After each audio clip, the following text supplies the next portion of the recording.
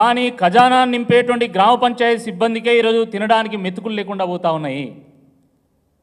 వాళ్ళ పరిస్థితి ఎట్లున్నదంటే నడి సముద్రంలో నిల్చొని దూపకేడ్చినట్టున్నది.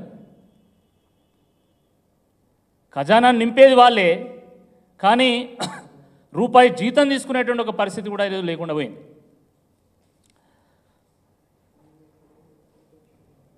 అదేవిధంగా మరి ప్రభుత్వ పాఠశాలల్లో కానీ సోషల్ వెల్ఫేర్ హాస్టల్లో కానీ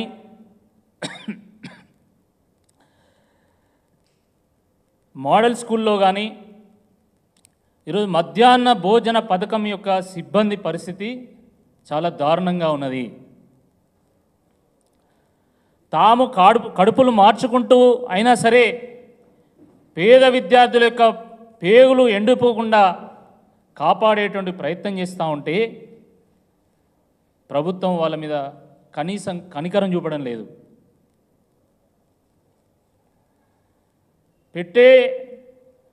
పెట్టే చేయికి ఆసర లేకపోతే తినే కడుపుకు కూడా తృప్తి ఉండదు. కానీ దుర్మార్గం ఏంటంటే 7-8 నెలల నుండి కనీసం వాళ్ళకి జీతాలు ప్రభుత్వం ఇప్పటివరకు చెల్లించడం లేదు. వాళ్ళకి ఇచ్చే జీతం ఎంతయా అంటే 2,000-3,000 రూపాయలు. మధ్యాహ్న భోజన సిబ్బందికి ఇచ్చే జీతం ఎంత అంటే 2,000 రూపాయలు 3,000 రూపాయలు. ఆ 2,000 రూపాయలు 3,000 రూపాయలు ఇచ్చేటువంటి పరిస్థితి కూడా ఈరోజు రాష్ట్రంలో లేదా? ఇంత దుర్మార్గమా? ఎంత అవుతుందండి వాళ్ళకి చెల్లించడానికి? ఎంత ఖర్చు అవుతుంది? 5-10 కోట్లు కూడా కావు. కానీ 8 నెలల నుండి చిల్లి గవ్వ కూడా వాళ్ళకి చెల్లించడం లేదు. ఈరోజు ప్రాథమిక పాఠశాలల్లో ఉన్నటువంటి విద్యార్థులకు మధ్యాహ్న భోజనం మీద ఖర్చు పెట్టేది 5 రూపాయలు, హై స్కూల్లో పిల్లలకు ఖర్చు పెట్టేది 7 రూపాయలు. ఈ 5 రూపాయలతో 7 రూపాయలతో వాళ్ళు అన్ని సరుకులు కొని వాళ్ళు భోజనం వండి ప్రతిరోజు ఒక లీవ్ కూడా తీసుకోకుండా వాళ్ళు ప్రతిరోజు అక్కడ వంటలు వండి పిల్లలకు భోజనం పెట్టాలి. కానీ చివరికి ఏమవుతుందంటే వాళ్ళ ఇంటికి పోయి వాళ్ళు కడుపులు మార్చుకోవాలి. ఇది వాస్తవ పరిస్థితి. ప్రభుత్వం చెల్లించేది ఒక కోడిగుడ్డుకు 5 రూపాయలు. కానీ వాస్తవానికి ఈరోజు కిరాణం పోతే ఎక్కడన్నా 5 రూపాయలకు వస్తున్నాయి కోడిగుడ్లు? మినిమం హోల్సేల్ ధరనే ఈరోజు 6 రూపాయలు ఉన్నది, రిటైల్ ధర 6.5-7 రూపాయలు ఉన్నది. అటువంటి దగ్గర 5 రూపాయలు చెల్లించుకుంటూ ఈరోజు వాళ్ళ కనీస జీతం కూడా చెల్లించకపోతే వాళ్ళు ఎట్లా బతకాలి? వాళ్ళ పిల్లలు ఎట్లా బతకాలి? వాళ్ళ పిల్లలు పాఠశాలకు పోతుంటే పుస్తకాలు ఎట్లా కొనియాలి? వీళ్ళు కనీస సోయి ఉండాలి. అదేవిధంగా మోడల్ స్కూళ్ళలో ఉన్నటువంటి టీచర్స్ సంగతి అయితే ఇంకా ఘోరంగా ఉన్నది. 9 నెలల నుండి వాళ్ళకి జీతాలు, ఈ నెల జీతం 8 నెలల నుండి ఈ నెల జీతం వచ్చే నెల ఇస్తూ ఉన్నారు. 9 జిల్లాల్లో ఉన్నటువంటి మోడల్ స్కూల్ టీచర్లకైతే ఇప్పటికి జీతాలు రాలేదు. సిద్దిపేట, సిరిసిల్ల, నిజామాబాద్, సంగారెడ్డి, రంగారెడ్డి, వికారాబాద్, వనపర్తి, పెద్దపల్లి ఈ జిల్లాలు ఇప్పటివరకు జీతాలు కూడా రాలేదు. ప్రతి నెల కూడా ఒక నెల జీతం పెండింగ్ పెడుతూ వస్తున్నారు.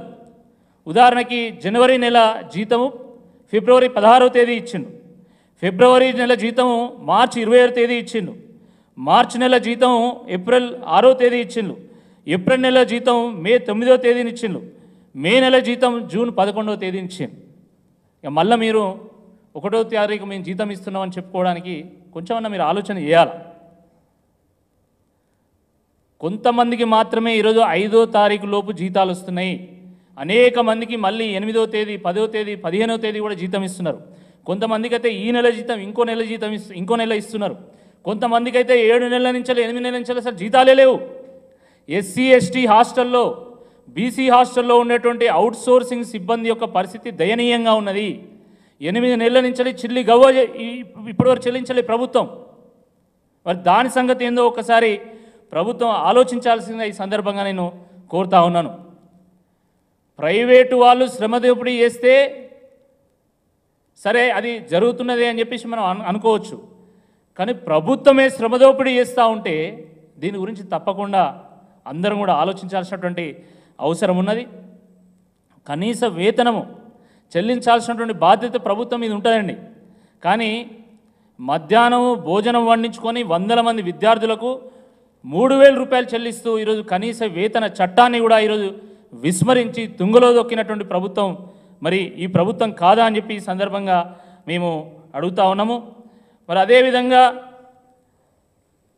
జూనియర్ కళాశాలల్లో ఉన్నటువంటి 1,654 మంది అధ్యాపకులు వాళ్ళు మా నెల జీతము 28,000 నుండి 42,000కు పెంచాలని చెప్పేసి వాళ్ళు ధర్నాలు చేస్తూ ఉన్నారు. డిగ్రీ కళాశాలల్లో ఉన్నటువంటి 527 మంది అధ్యాపకులు వాళ్ళు కూడా మా జీతాలు 28,000 నుంచి 50,000కు పెంచాలని చెప్పేసి వాళ్ళు డిమాండ్ చేస్తూ వాళ్ళు ధర్నాలు చేస్తూ ఉన్నారు.